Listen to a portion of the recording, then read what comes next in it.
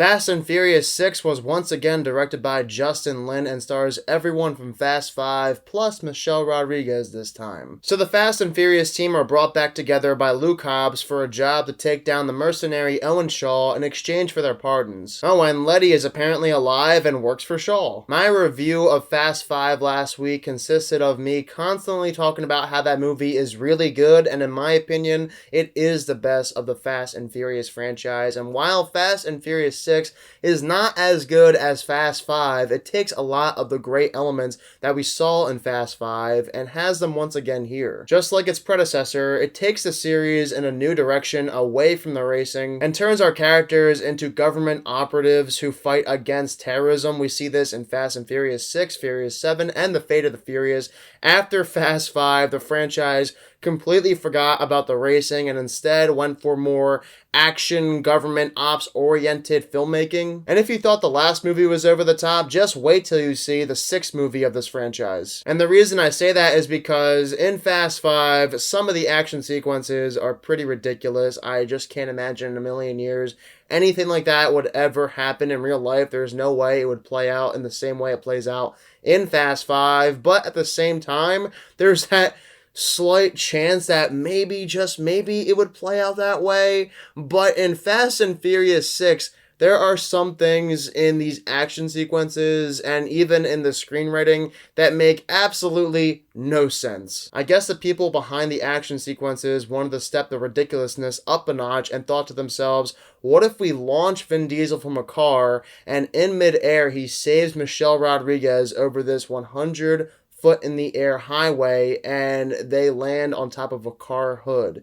Yeah, whoever thought that would be a good idea in terms of realism, well, you were very much so mistaken. Of course, I know that these movies are very well aware of themselves. They know that they don't have to be realistic. They are extremely over the top. It's all fun, but sometimes they just go too far with it. And for some reason, this movie opens up with a title sequence. I suppose they thought that was a good idea because a lot of the people who probably saw this movie, they didn't see the first 4. They only saw Fast 5, and Letty was in Fast and Furious, but was not in Fast 5, so they had to have that in there in case people had no idea who her character was, so now it all makes sense in Fast and Furious 6. Something else I'm confused about is Dom is living with Elena in this movie. If you recall from Fast 5, Elena was Luke Hobbs' teammate, and somehow she went from being his partner tracking down these criminals to sleeping with Dominic Toretto. And apparently Luke Hobbs gave up on tracking down Dominic Toretto because I'm guessing it's about 2 years in between Fast 5 and Fast and Furious 6,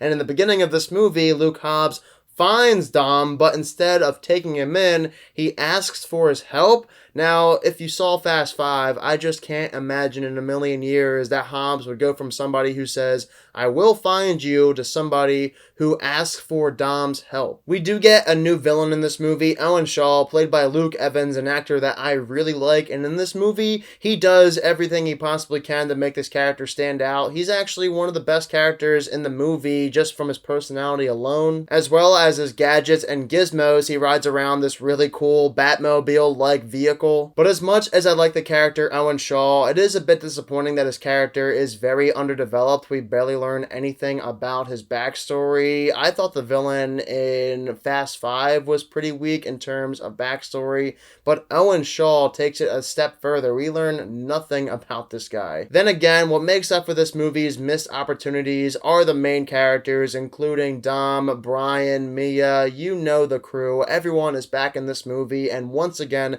they are all really good and probably better in this movie in terms of performances than they were in Fast 5, along with a return to great sense of humor like from Ludacris, Tyrese Gibson, and The Rock. Plus, how could I ever forget about the movie's action sequences, even though they are really, really dumb at some points in the film. I can't complain that much because they are really entertaining just like they were in Fast 5. Everything from the London chase to the tank scene to the runway sequence, as dumb as they can be, especially the tank scene and the runway scene, I still have a blast with every single action sequence in this movie. But seriously, just how long is this runway in the movie's finale? They must travel for 30 miles at least. But hey, as I said, the action sequences are highly entertaining. That's all this movie had to do for me. Plus, they take it a step further by making this film even more white knuckle, because the hand-to-hand combat in the plane sequence is just brutal. But I only have one last point to make about the movie, and it is a spoiler, so if you have not seen Fast and Furious 6, skip ahead to my grade. If you have seen the movie though, stay tuned. So Gina Carano is in the movie, an actress that I really like, and the entire movie you think she's good. She replaces Elena as Hobbs' co-worker, but as it turns out, she's a bad guy. She's always been a bad guy, and she is the love interest of Owen Shaw in the movie.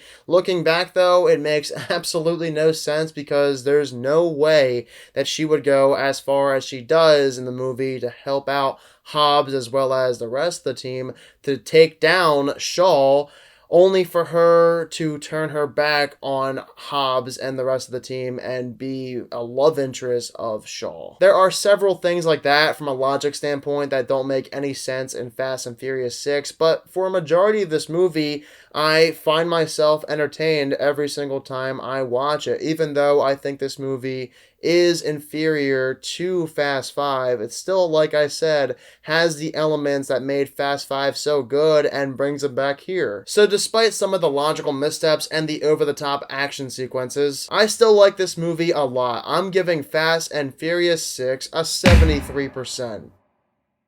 Alright, for those of you who also happen to see Fast and Furious 6, what are your thoughts on the movie? Do you think it's equally as good as Fast 5? Do you think it's one of the best of the franchise? Or do you think it's somewhere at the bottom of the franchise? Whatever your thoughts may be, comment them down below. And of course, guys, as always, if you are new to my channel, click the subscribe button and give this video a thumbs up if you enjoyed it. Thank you all so much for watching this video, and I hope you all have a fantastic day.